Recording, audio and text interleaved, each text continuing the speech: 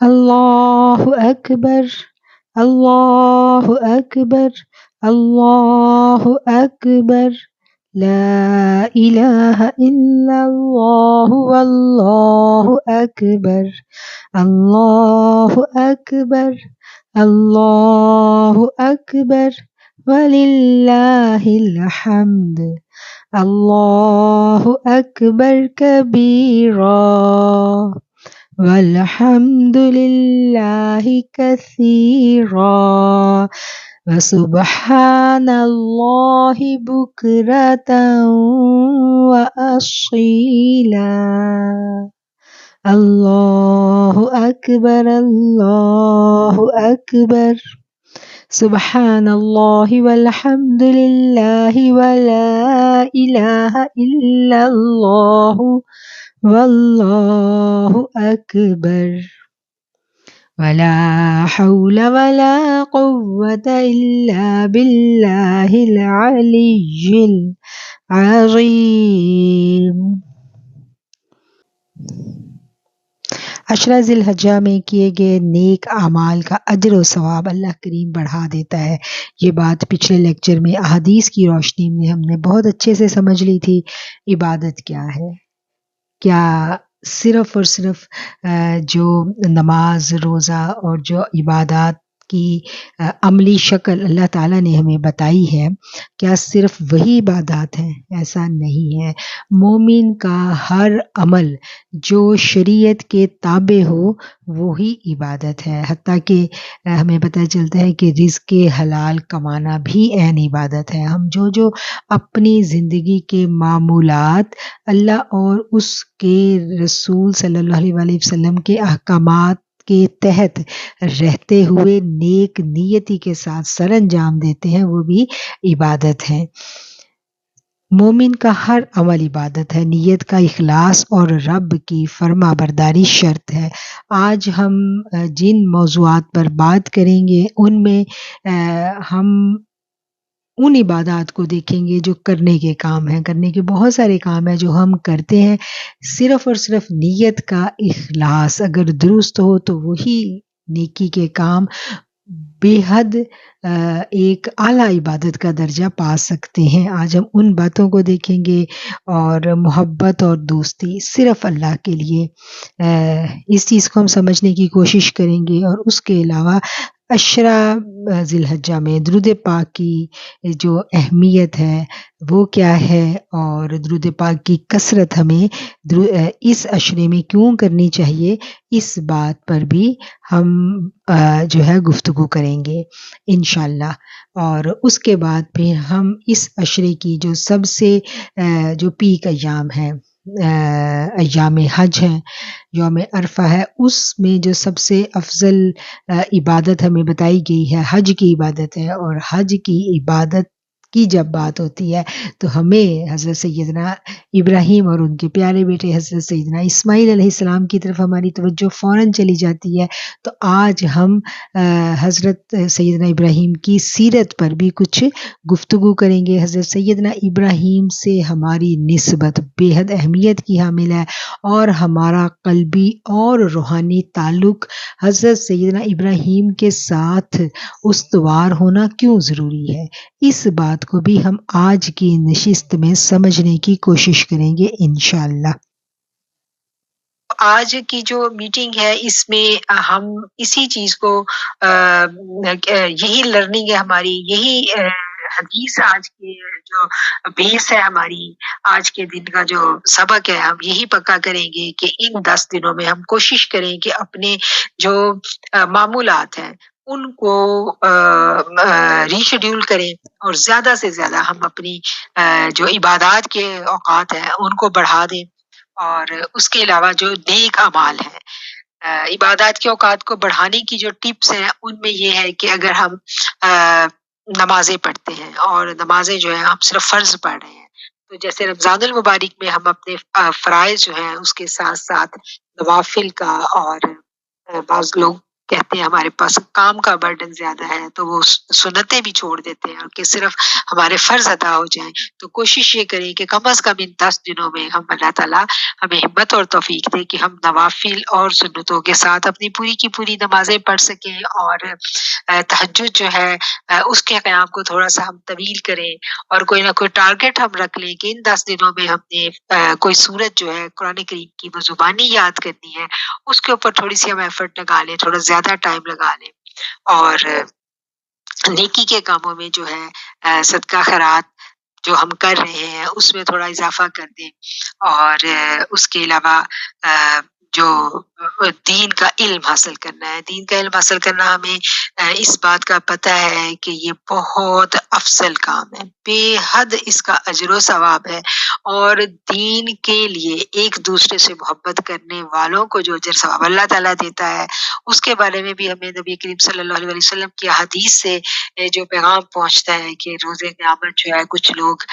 نور کے ممبروں پر بیٹھے ہوں گے، حدیث کا مفہوم بیان کر رہی ہوں گے، ان کے چہرے جو ہے وہ چمک رہے ہوں گے، اور ان کے بارے میں پوچھا جائے گا، نہ وہ شہداء ہوں گے، نہ وہ پیغمبر ہوں گے، نہ وہ صدیقین ہوں گے، تو وہ کون ہوں گے؟ ان کے بارے میں پوچھا جائے گا تو بتایا جائے گا کہ یہ وہ لوگ ہیں جنہوں نے دنیا میں صرف اور صرف اللہ اور اس کے رسول کے لیے ایک دوسرے سے محبت کی. یہ حدیث کا مفہوم بیان کریں، اللہ کریم الفاظ کی کمی بیشی معاف فرمائے. تو ہمیں دین کے لیے اپنے تعلق کو بڑھانا، صرف دین کے لیے دوستی کرنا، دین کے لیے اپنے حلقہ احباب کو وسعت دینا جو ہے، یہ بھی ایک بہت بڑی نیکی کا کام ہے. تو ہمیں دعوت کے کام میں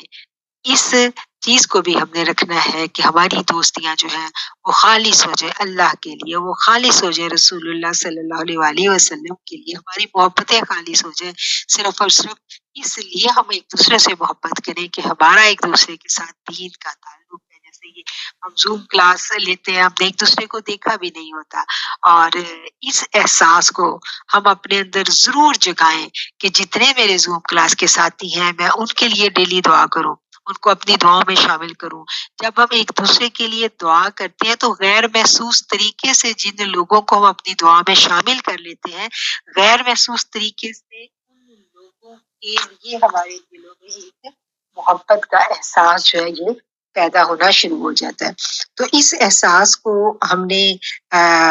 کیا کہنا چاہیے کہ ایک دفعہ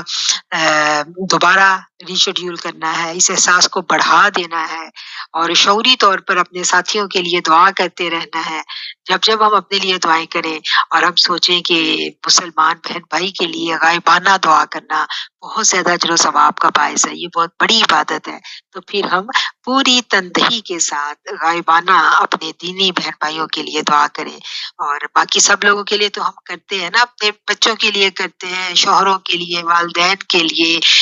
اور مسلمان جو تکلیف میں ہم سب کے لیے تو کرتے ہیں. تو اپنے دین کے طالب علم بہن بھائیوں کے لیے بھی دعا کریں کہ اللہ کریم ہم سب کو دین کو سیکھنے کا جو یہ سفر ہم نے شروع کیا ہے، اللہ ہمیں اس پہ استقامت سے جمائے رکھنا، اور میری تمام جو ساتھی میرے ساتھ اس سفر میں، میری تمام جو طالب علم بہنیں ہیں، اللہ ان کی حفاظت فرمانا، ان کو ہر شر سے بچانا. تو کیا ہے کہ یہ اتنی خوبصورت دعائیں ہیں ایک دوسرے کے لیے کرنے کے کاموں میں سے یہ ایک کام ہے جس کو بھی ہم اپنے اندر شامل کریں. نبی کریم صلی اللہ علیہ وسلم نے بھی اس بات کی گواہی اور شہادت دی ہے کہ یہ دنیا کے ایام میں سب سے افضل ہے، جیسا کہ یہ پیچھے حدیث میں بیان کیا جا چکا ہے. اور اللہ تعالیٰ کے ہاں بھی ان 10 ایام سے عظیم ایام اور کوئی نہیں، اور نہ ہی ان میں کیے گئے اعمال سے زیادہ افضل اور محبوب کوئی عمل ہے. اور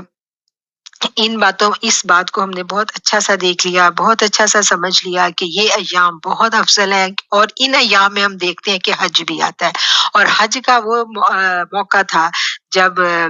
یہ آیت جو تھی یہ نازل ہوئی تھی نا، الیوم اکملت لکم دینکم واتممت علیکم نعمتی. تو اس آیت کے نازل ہونے پر ہمیں پتہ ہے، یہ بڑا مشہور واقعہ ہے کہ جو ایک یہودی نے جب یہ آیت سنی تھی تو وہ گیا تھا سیدنا عمر فاروق کے پاس، اور اس نے کہا تھا کہ اگر یہ آیت ہم پہ نازل ہوتی تو ہم اس دن عید مناتے. تو یہ آیت بھی انہی دنوں میں نازل ہوئی ہے، حج کے موقع پر نازل ہوئی ہے. اور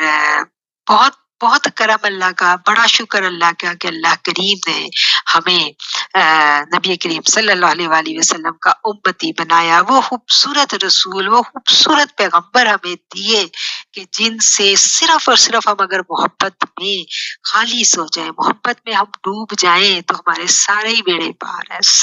سب کچھ ہمیں مل جائے گا اس رسول صلی اللہ علیہ وآلہ وسلم سے محبت کے صدقے میں۔ محبت اور اخلاص شرط ہے، اس کے بعد پھر ایسے خودکار اللہ تعالیٰ کی طرف سے ہماری مدد ہونا شروع ہو جاتی ہے۔ جو آقا علیہ الصلوۃ والسلام سے محبت کرنے والا ہوتا ہے، جو آپ پر درود پڑھنے والا ہوتا ہے، پھر اللہ تعالیٰ اس کے لیے ایک ایسا خودکار میں کہتی ہوں سسٹم آن ہو جاتا ہے اس کی ہدایت کا، اس کی تربیت کا، اور وہ پھر کبھی بھی گمراہ نہیں ہو سکتا۔ وہ کہا گیا نا کہ مفہوم ہے کہ جو شخص درود کو اپنا وظیفہ بنا لیتا ہے تو پھر اللہ اس کی حاجتیں اپنے ذمے لے لیتا ہے۔ تو یہ بات ہمیں تقویت دیتی ہے کہ درود کیا ہے، اپنے آقا پر ہم درود بھیج رہے ہیں، ہمارے گناہ جو ہیں وہ مٹائے جا رہے ہیں، ہمارے حصے میں ثواب لکھے جا رہے ہیں، اور سب سے بڑھ کر یہ کہ ہماری حاجتیں جو ہیں وہ اللہ نے اپنے ذمے لے لی، اور ہمیں کہا کہ بس میرے محبوب پر آپ درود بھیجیں۔ تو درود بھیجنے والا جو ہے وہ کبھی بھی نامراد نہیں رہتا، اس کی نسلیں سنور جاتی ہیں، اس کی نسلوں پر کرم ہو جاتا ہے۔ اور ان ایام میں کرنے کے کاموں میں سے یہ کام بھی ہے کہ ہم اپنے درود کی جو تعداد ہے ہم اس میں بھی اضافہ کریں۔ ان ایام کو ایام العشر بھی کہا جاتا ہے، اور جیسا کہ ہمیں پتہ ہے کہ ان ایام میں جو بڑی عبادات ہیں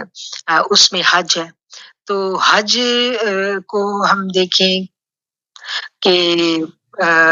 زندگی میں صرف ایک دفعہ فرض ہے، اور یہ اتنی بڑی عبادت ہے، اور دیکھیں کہ حج جو ہے یہ سنت ابراہیمی کی یاد جو ہے وہ ہمیں تازہ کرواتا ہے۔ جب ہم حج پہ جاتے ہیں تو ہمیں وہاں پر یعنی تمام جب ہم اراکین اور فرائض ادا کر رہے ہوتے ہیں تو سارا ٹائم ہمیں حضرت ابراہیم علیہ السلام جو ہیں ان کی یاد وہاں نظر آتی ہے، تمام حج کے جو ارکان ہیں اس میں۔ اور جب ہم دیکھتے ہیں تو قرآن کریم میں بھی اللہ تعالیٰ نے فرمایا قد کانت لکم اسوۃ حسنہ فی ابراہیم والذین معہ،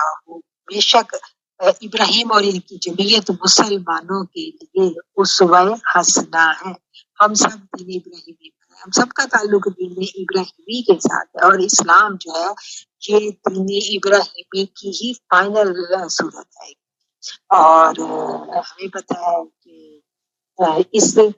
دین ابراہیمی کے ساتھ ہمارا جو تعلق ہے اس کی یاد ہمیں دلاتی ہے ہماری نماز میں جب ہم پڑھتے ہیں درود پاک، تو نماز میں جب ہم درود پڑھتے ہیں تو اس میں حضرت ابراہیم پر بھی ہمیں درود بھیجنے کو کہا جاتا ہے۔ درود ابراہیمی یہی ہے نا کہ اللہم صلی علی سیدنا و مولانا محمد وعلی آل محمد کما صلیت علی ابراہیم وعلی آل ابراہیم انک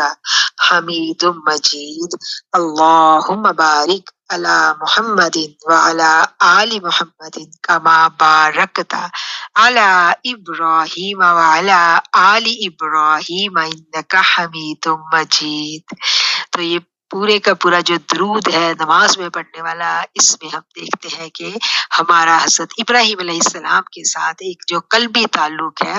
اللہ تعالیٰ نے جو یہ تعلق ہمیں دیا ہے، اللہ نے یہ تعلق ہمارا قائم کیا ہے سیدنا ابراہیم علیہ السلام کے ساتھ، اس کا اعادہ ہم سے کرایا جاتا ہے ہر نماز میں۔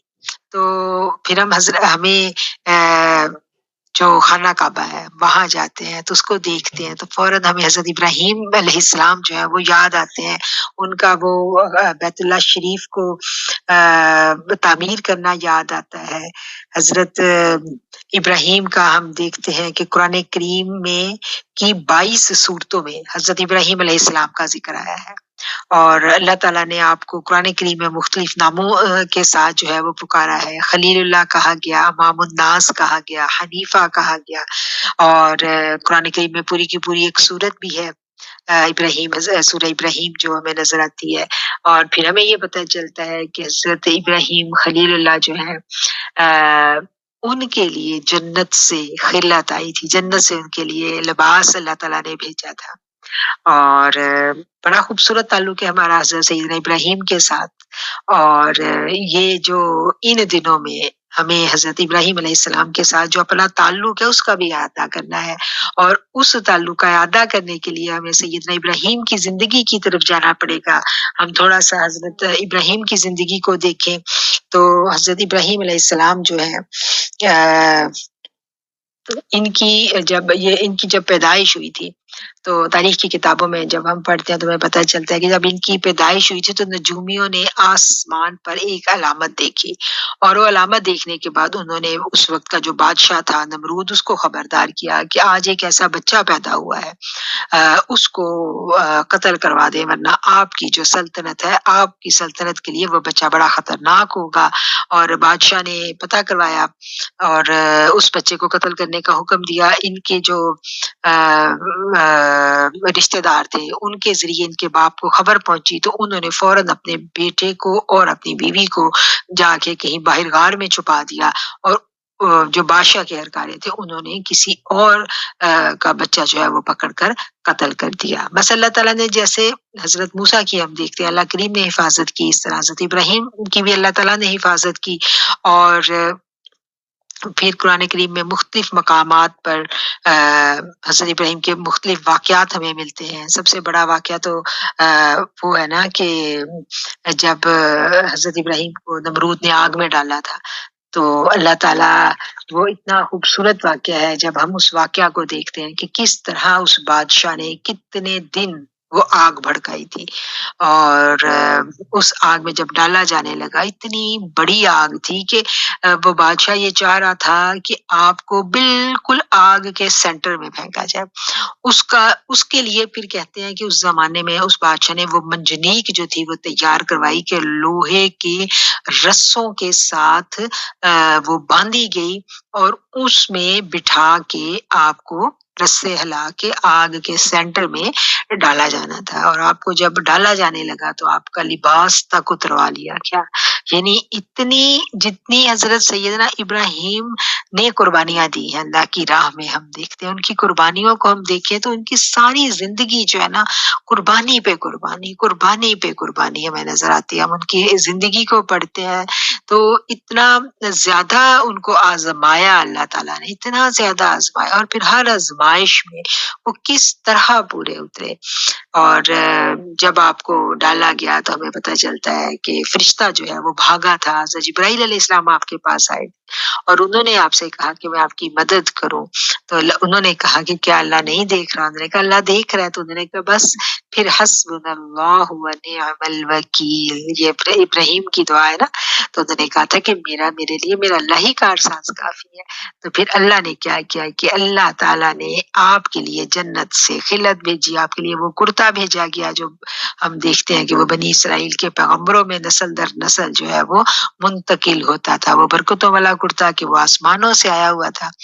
اور آپ کو وہ پہنایا گیا۔ آپ کتنے دن آپ آگ کے اندر رہے اور آپ کے لیے جنت سے کھانا آتا تھا، اور آپ کہتے ہیں کہ جتنے خوبصورت دن میں نے آگ میں گزارے، اور جب آگ میں آپ کو ڈالا گیا تو پھر اللہ تعالیٰ قرآن میں فرماتے ہیں نا کہ اللہ نے کہا قُلْنَا يَا نَارُ كُونِي بَرْدًا وَسَلَامًا عَلَىٰ إِبْرَاهِيمَ، اور کہا ہم نے کہ آگ ٹھنڈی ہو جا اور سلامتی بن جا ابراہیم کے لیے، وَسَلَامًا عَلَىٰ إِبْرَاهِيمَ۔ اور قرآن کریم کی کتنی آیتیں ہیں جن میں حضرت ابراہیم کا ذکر آتا ہے، 22 آیتوں میں ہم نے پڑھا کہ ذکر آتا ہے،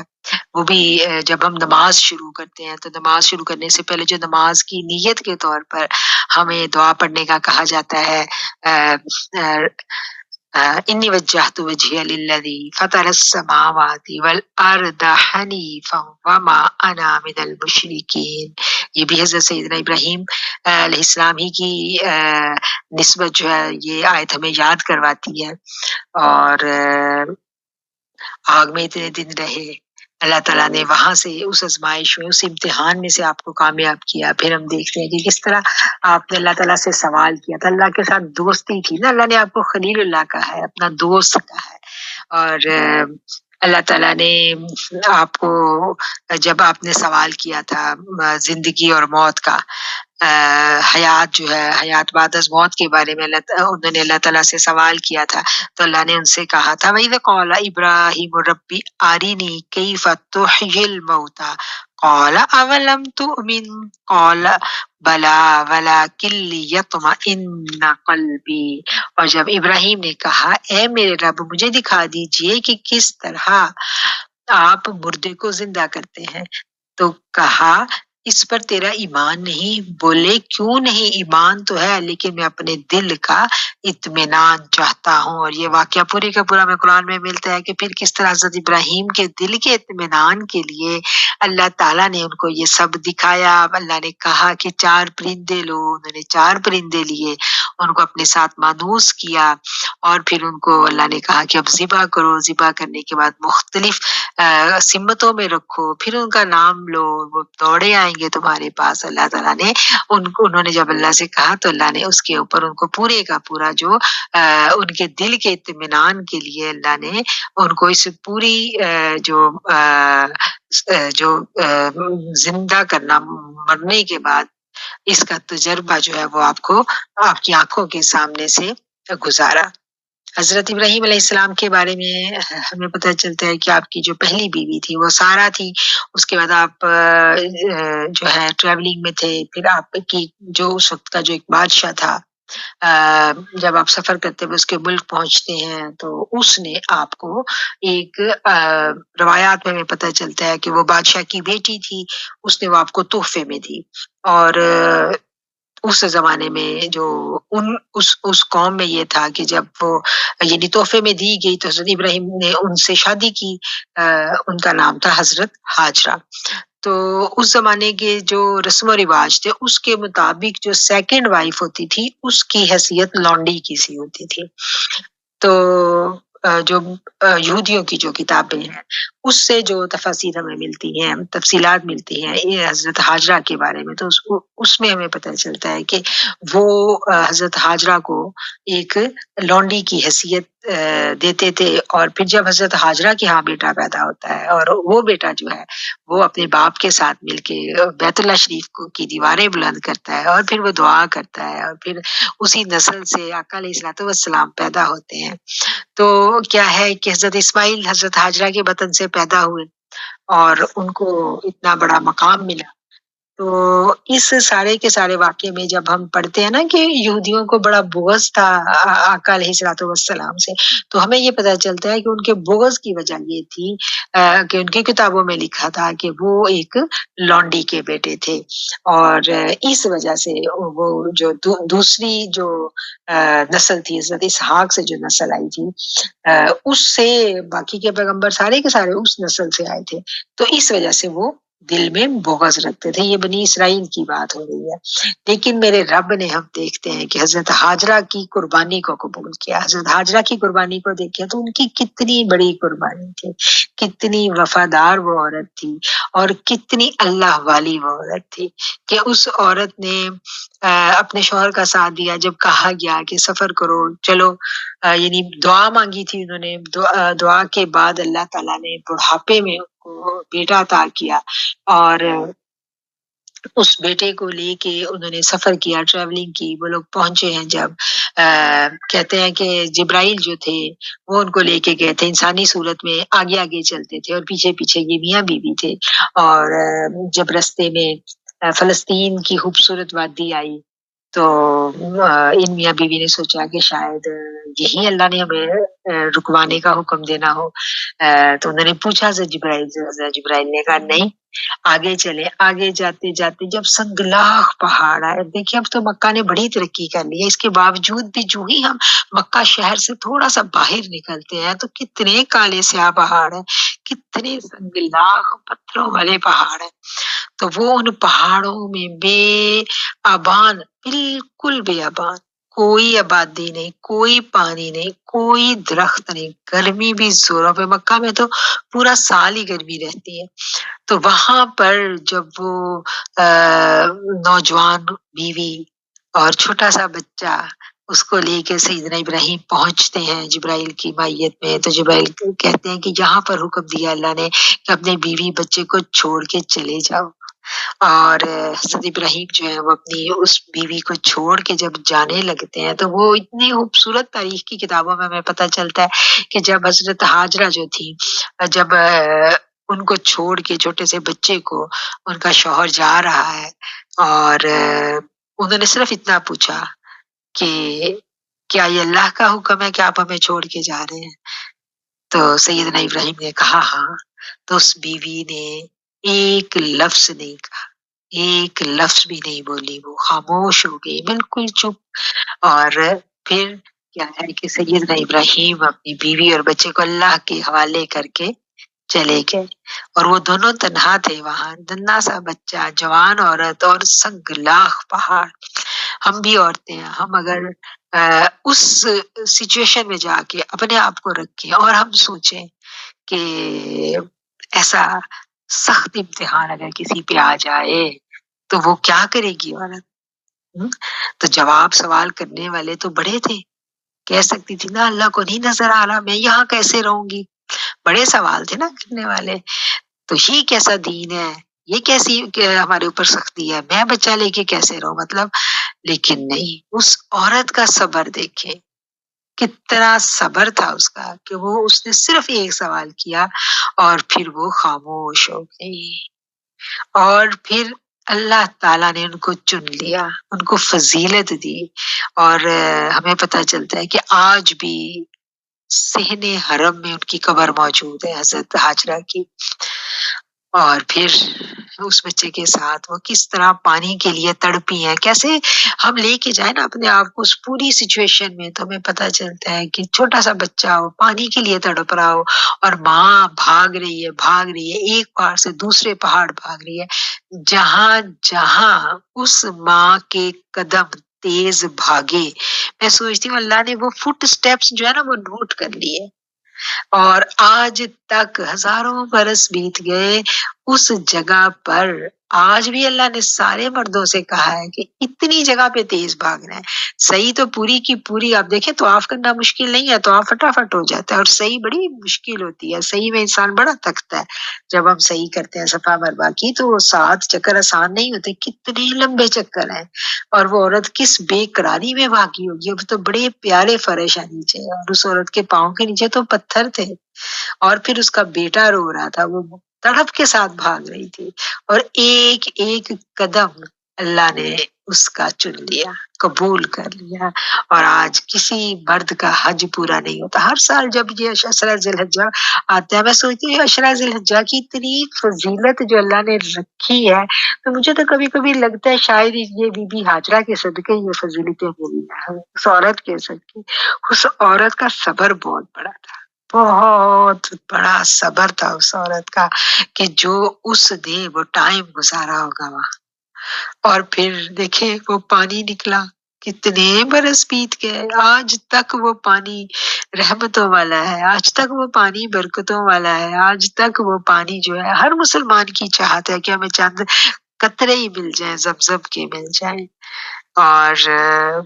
بس یہ اتنی خوبصورت باتیں ہیں، اتنی خوبصورت یادیں ہیں جو ان 10 دنوں سے وابستہ ہیں. شاید اسی لیے اللہ نے ان 10 دنوں میں عبادتوں کی بھی فضیلتیں اتنی بڑھا دی ہیں. تو میرا رب بھی جانتا ہے حقیقت، میں تو اپنے دل کی بات کر رہی ہوں کہ میں تو جب بھی صفا مروا کی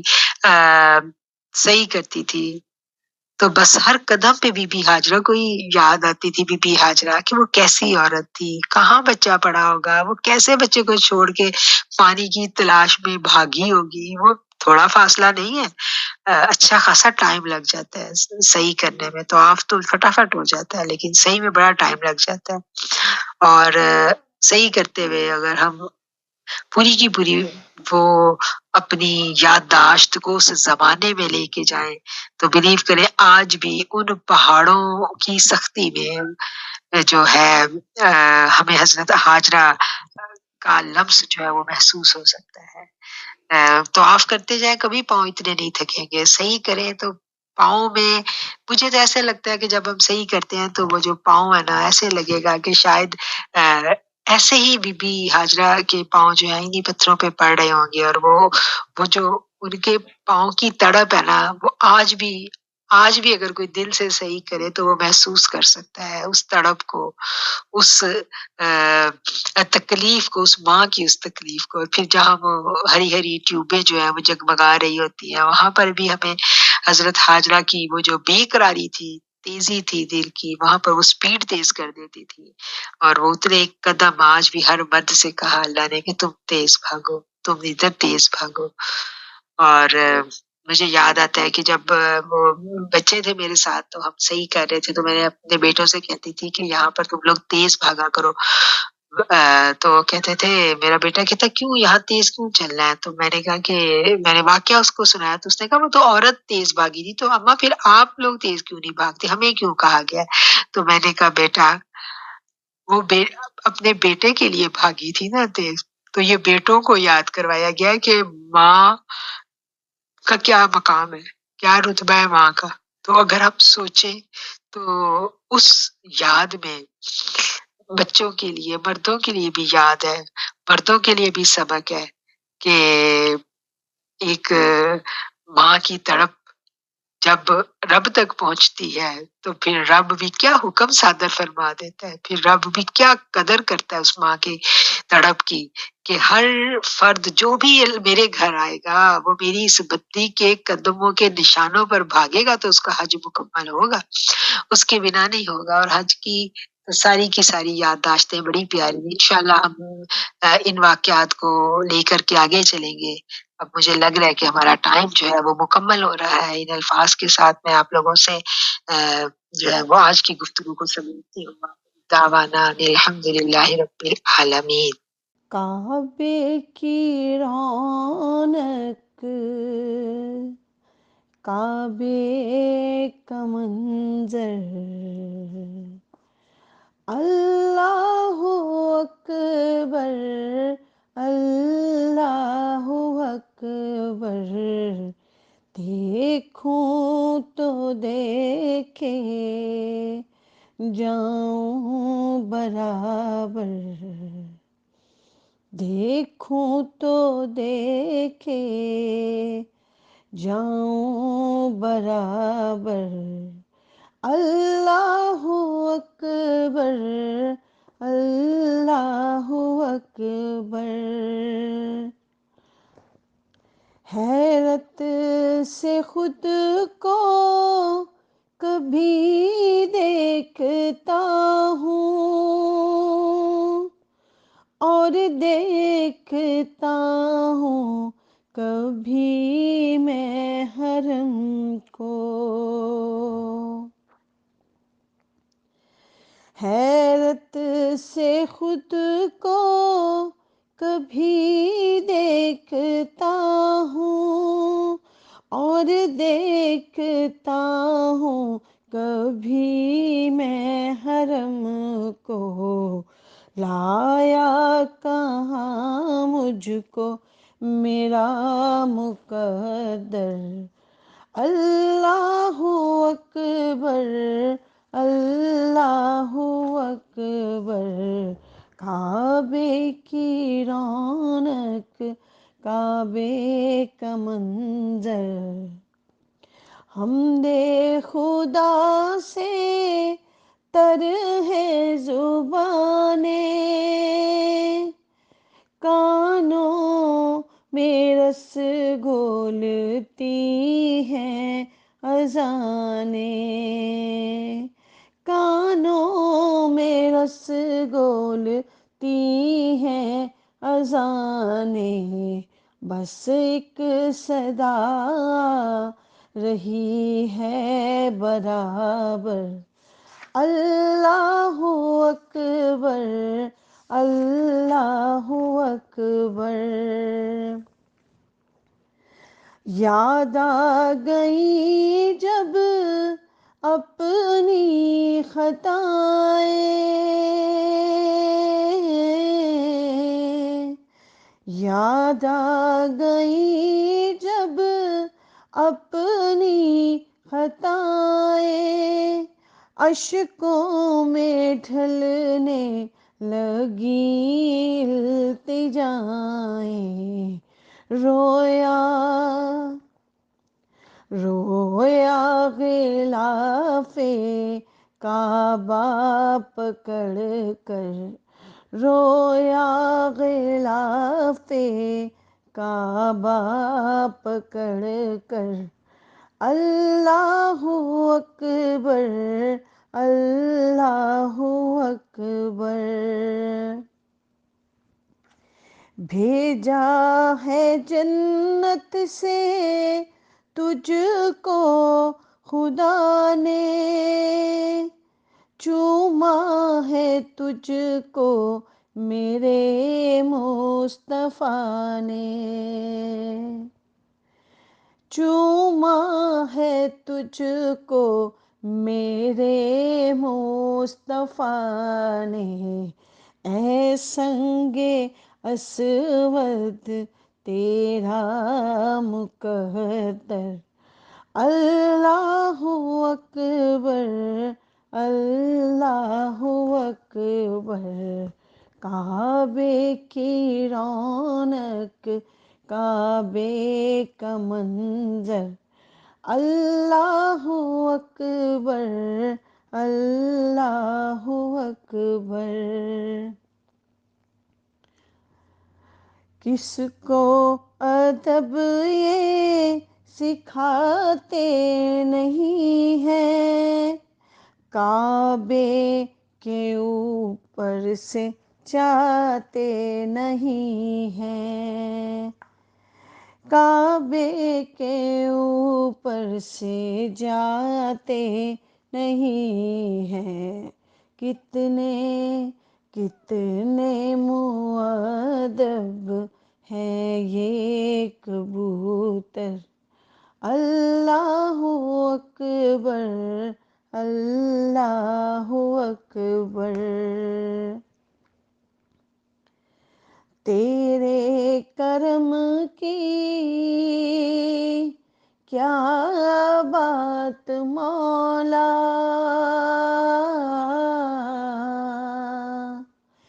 تیرے کرم کی کیا بات مولا، تیرے حرم کی کیا بات مولا، تیرے حرم کی کیا بات مولا، تا عمر کر دے آنا مقدر، اللہ اکبر، اللہ اکبر۔ کعبے کی رونق، کعبے کا منظر،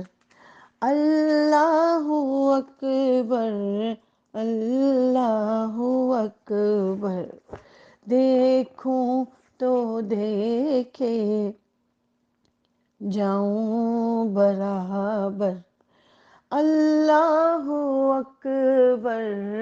اللہ اکبر، اللہ اکبر، اللہ اکبر۔